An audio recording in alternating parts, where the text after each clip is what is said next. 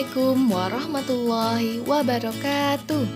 Hai, jumpa lagi bersama Ustazah Messi di sini. Apa kabarnya antum hari ini? Semoga dalam keadaan sehat semua ya. Nah, kali ini kita akan belajar IPA. Sebelum mulai pelajaran, yuk kita berdoa dulu.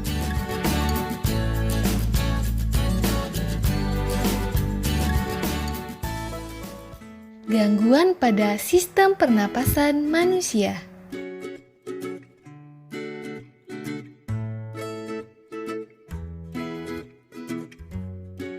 Gangguan alat pernafasan manusia dapat terjadi karena debu, asap, bau tak sedap, dan kuman penyakit. Faktor-faktor penyebab gangguan pernafasan. Yang pertama, faktor fisik. Adanya kelainan pada organ pernapasan dapat menyebabkan gangguan pernapasan. Misalnya, pada bayi terlahir dini atau prematur, organ pernapasannya mungkin belum sempurna, sehingga memerlukan alat bantu pernapasan. Yang kedua, faktor penyakit. Banyak penyakit menyebabkan gangguan pada pernapasan, misalnya influenza, asma, bronkitis, emfisema, dan kanker paru-paru. Yang ketiga, faktor lingkungan.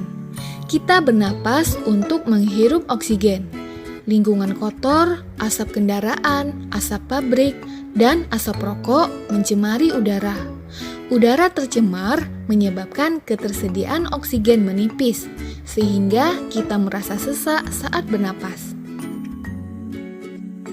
Penyakit pada sistem pernapasan diantaranya emfisema, asma, kanker paru-paru, TBC, bronkitis, dan influenza. Nah, berikut adalah salah satu contoh penyakit pada sistem pernapasan manusia, mulai dari pengertian, penyebab, gejala, dan cara pengobatannya. Asma adalah salah satu jenis penyakit yang ditandai dengan penyempitan dan peradangan saluran pernapasan yang mengakibatkan sesak atau sulit bernapas. Asma dapat disebabkan oleh debu, asap rokok, bulu binatang, udara dingin, aktivitas fisik, infeksi virus, atau bahkan terpapar zat kimia. Namun, hingga kini penyebab dari asma belum diketahui secara pasti. Pengidap asma memiliki saluran pernapasan yang lebih sensitif. Karenanya, saat paru-paru terkena iritasi dari pemicu asma, maka otot saluran pernapasan jadi kaku dan menyempit, sehingga produksi dahak meningkat yang membuat kesulitan bernapas. Pada masa kanak-kanak, gejala asma akan menghilang dengan sendirinya saat masuk usia remaja. Gejala asma yang tergolong menengah atau berat pada masa kanak-kanak dapat muncul kembali di masa mendatang. Perlu diketahui bahwa gejala asma bisa muncul di usia berapapun dan tidak selalu bermula pada waktu kanak-kanak.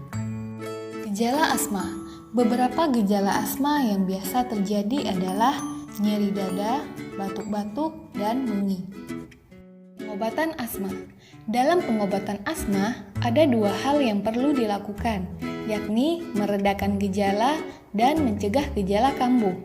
Oleh karena itu, penting untuk menjalani pengobatan dengan dokter, sehingga dapat diberikan obat untuk mengatasi asma. Di samping melakukan pengobatan, pengidap asma juga harus menghindari hal-hal yang dapat menjadi pemicu asma kambuh. Biasanya, dokter akan merekomendasikan inhaler sebagai pengobat saat gejala asma muncul. Namun, penggunaan inhaler juga berpotensi menyebabkan efek samping bagi pengguna. Apabila terjadi serangan asma dengan gejala yang semakin parah, meskipun sudah melakukan penanganan dengan inhaler maupun obat, maka perlu tindakan medis di rumah sakit. Pasalnya, asma juga dapat membahayakan nyawa pengidapnya.